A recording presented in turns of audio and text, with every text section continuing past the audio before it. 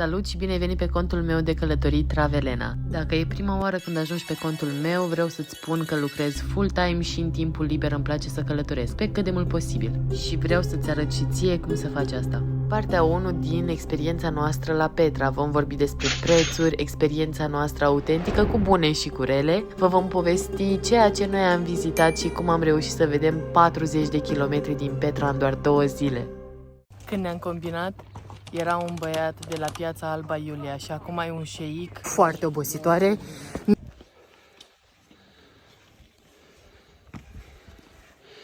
E 6 dimineața și plecăm din Aman.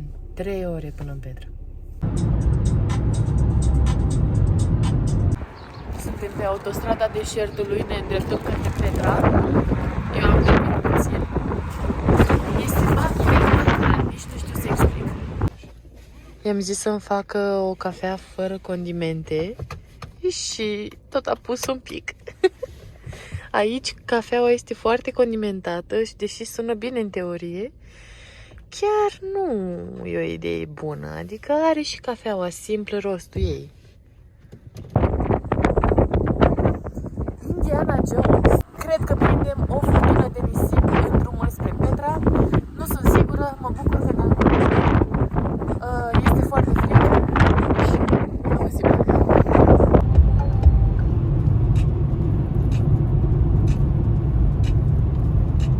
Intrăm în norul de nisip. Ce idee bună!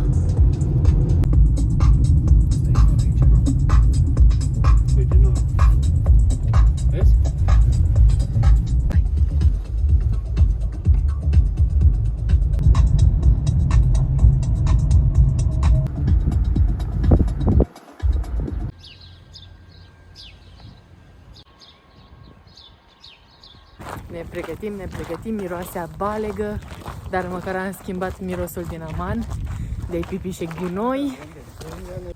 Unul din tourist scamurile de la Petra este faptul că acești oameni vă spun că în Jordan Pass este inclusă și o cursă cu calul sau cu măgarul și mai departe vă vor cere bani după ce veți face cursa. Bineînțeles, sunt foarte chinuiți căluții și măgarii. No, thank you. Thank you very much. Și, bineînțeles, vă recomand să nu vă lăsați păcăliți.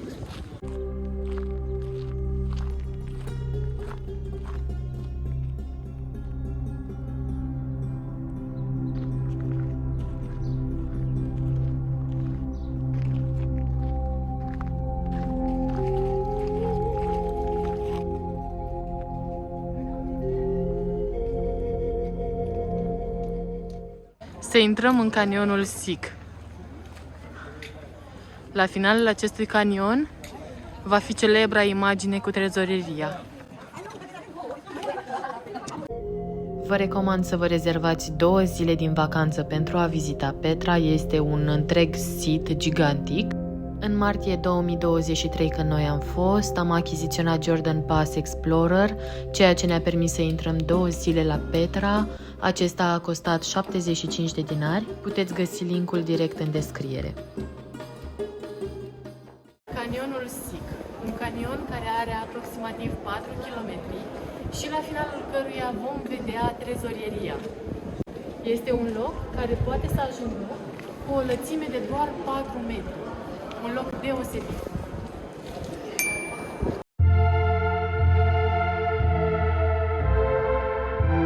Am văzut multe videoclipuri cu acest canion, cu canionul Sic și sunt foarte surprinsă în continuare în realitate de ceea ce poate să prezinte. Este o capodoperă naturală care merită vizitată.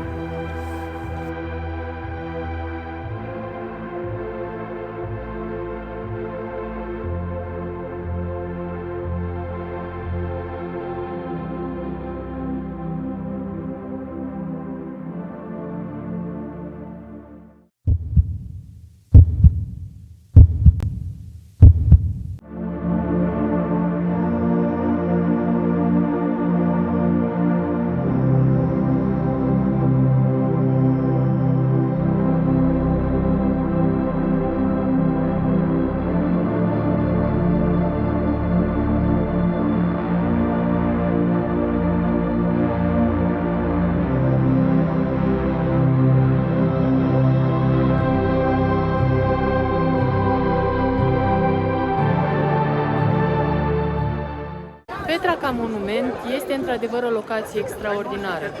Totuși, aglomerația din jur are tendința de a strica momentul prețios, sacru, intim pe care ar trebui să-l avem cu istoria. După cum puteți vedea, acesta este background-ul Petra, ceea ce puteți vedea în spate. Foarte mulți oameni. Nici nu am loc să vorbesc de alți oameni. Noi am ajuns destul de târziu, dar mâine dimineață vom veni la 6:30. Acum este ora 10.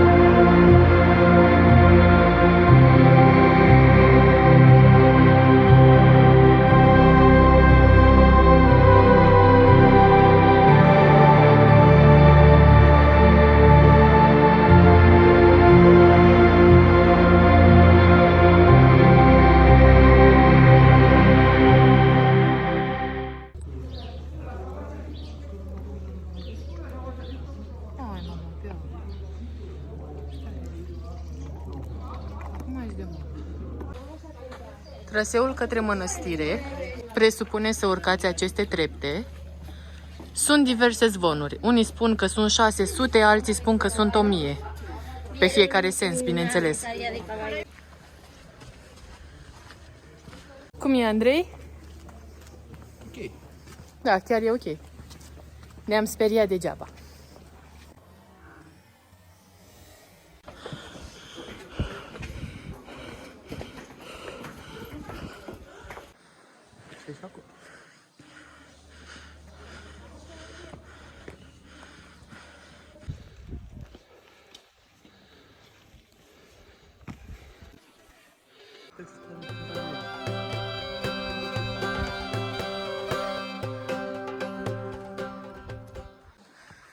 Suntem în continuare pe traseul spre mănăstire. Un sfat pe care îl avem este să cumpărați suveniruri de la tarabele care sunt mai îndepărtate de trezorierie. Cu cât sunt mai îndepărtate, cu atât sunt mai ieftine.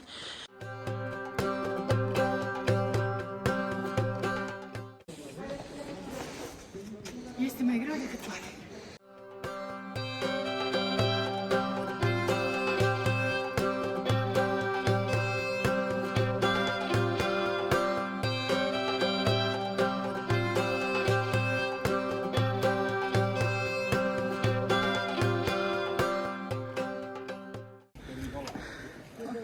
Mai este încă o rând de scări. Ce se întâmplă? Minim 1. Nu știm dacă mai urmează. Și deja traseul de mult timp este așa. Destul de alunecos. O să ne distrăm la coborâre? S-ar putea să ajung mai repede jos decât Andrei, pentru că o să cad.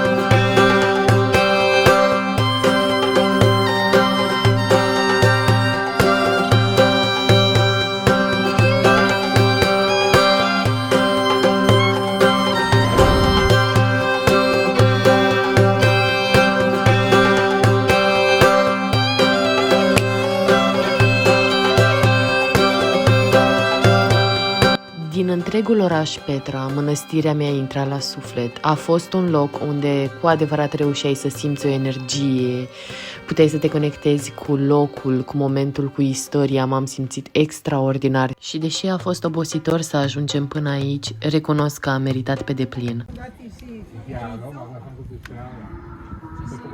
Pisica de la mănăstirea de la Petra.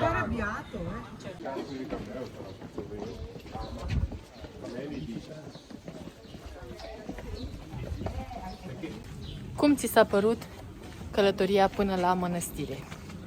Obositoare, dar foarte plăcut.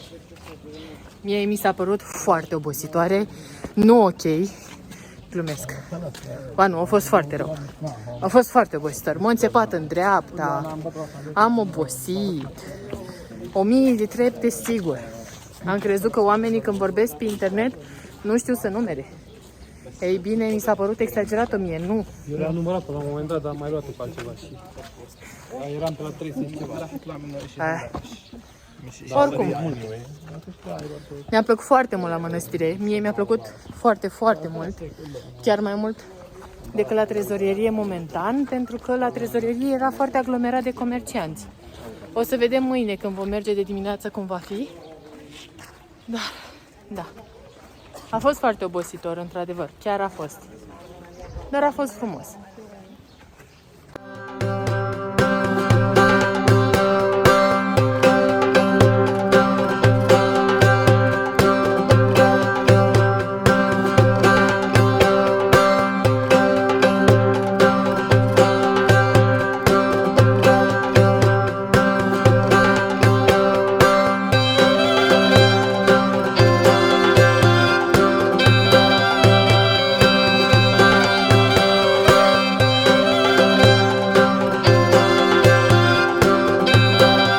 În episodul următor vom vorbi despre mormintele regale, am făcut traseul roșu, cel care ne va duce la cea mai frumoasă priveliște din lume. Numai mie mi se pare că asta seamănă cu o cămilă?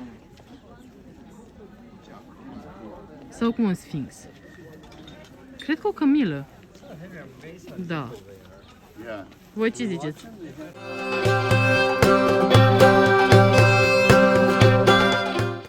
Am văzut genul ăsta de gentuță astă vară în Creta și o dădeau cu 50 de euro și mi s-a părut enorm.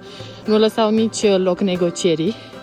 Și aici am găsit-o cu 15 dinari și este foarte drăguță. Mă rog, a negociat-o Andrei. Mai mult decât mine, pentru că eu am fost mai slabă decât mă așteptam.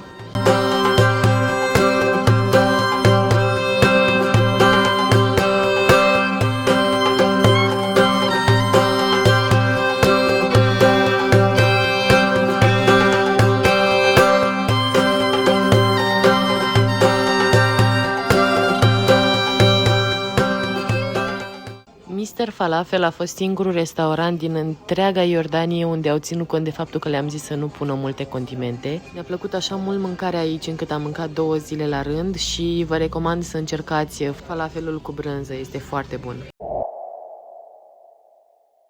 Thank you. Ca să fie imaginea completă, l-am dat pe Andrei cu creion dermatograf negru la ochi, pentru că beduinii se dau cu negru la ochi tocmai pentru a preveni intrarea nisipului în ochi. Aparent, acesta este rolul machiajului lor.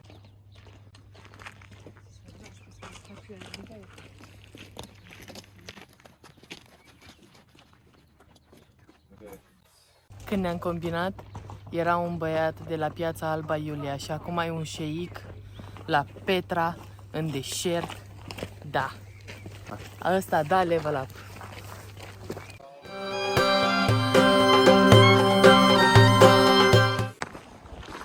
Intrarea în canionul Sic, ziua 2.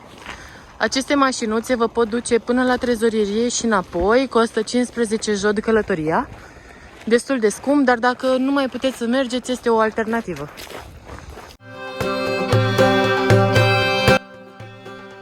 Rochița am cumpărat-o din Amman și reprezintă portul tradițional al femeilor din Iordania. Mi-a plăcut tare mult.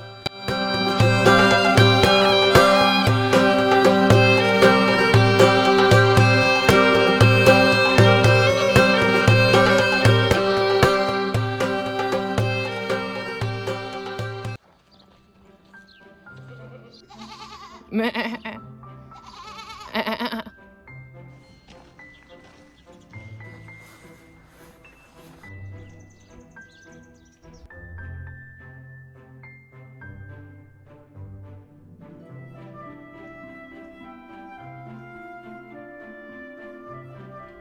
dat de un beduin Ali care a venit să ne ajute. Și cât de diferit arată totul noaptea.